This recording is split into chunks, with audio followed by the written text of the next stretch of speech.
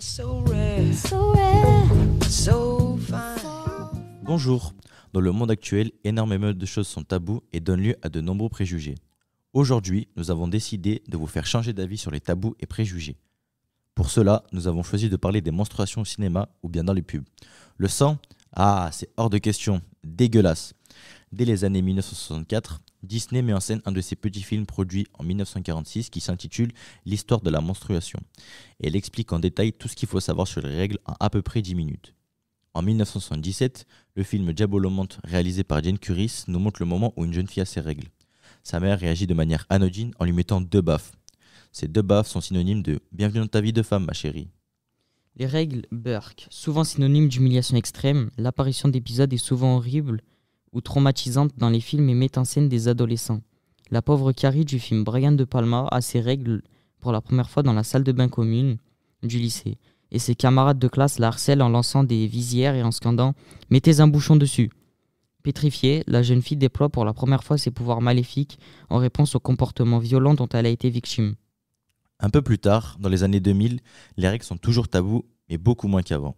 Dans une scène culte d'Anatomie de l'enfer de Catherine Breillat, Amira Khazar offre en guise de trêve un verre d'eau à son amant incarné par le célèbre acteur Rocco Siffredi, dans lequel elle a fait infuser un tampon imbibé de sang et l'invitant à boire le sang de l'ennemi.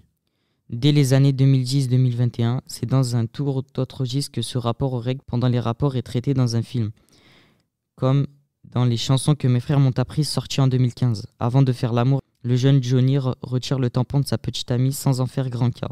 Mais aussi en 2017, avec la série I Love Dick, l'apparition des règles de l'héroïne refroidit immédiatement le personnage de Dick et ce brutal renversement de vapeur lui fait ouvrir les yeux sur l'objet de son fantasme, bien plus décevant que dans son imagination.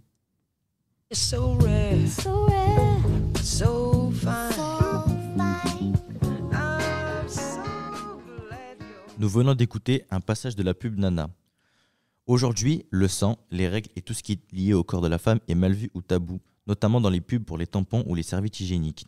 Le sang de la femme est remplacé par du liquide bleu, soit transparent. Ceci est un exemple concret que le sang de leurs règles est tabou. Pourtant, dans les films de guerre, le sang n'est pas tabou, notamment dans le film Il faut sauver le soldat Ryan.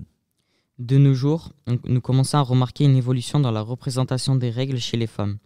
Maintenant, l'appareil génital est certes caricaturé par une pêche ou par d'autres choses, mais il est plus ou moins représenté.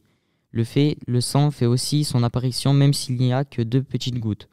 Les femmes peuvent faire ce qu'elles souhaitent même avec leurs règles.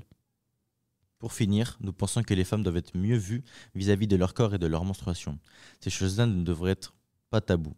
Une meilleure représentation du corps féminin et de ses manifestations naturelles par les réalisateurs de films ou bien des pubs peut donc favoriser la prise de conscience de tous. Nous vous invitons donc tous à les soutenir et à devenir un acteur important de ce changement. Tout d'abord, nous remercions Nana pour leur pub et Allociné pour leurs nombreuses références de films. Puis, merci de nous avoir écoutés. So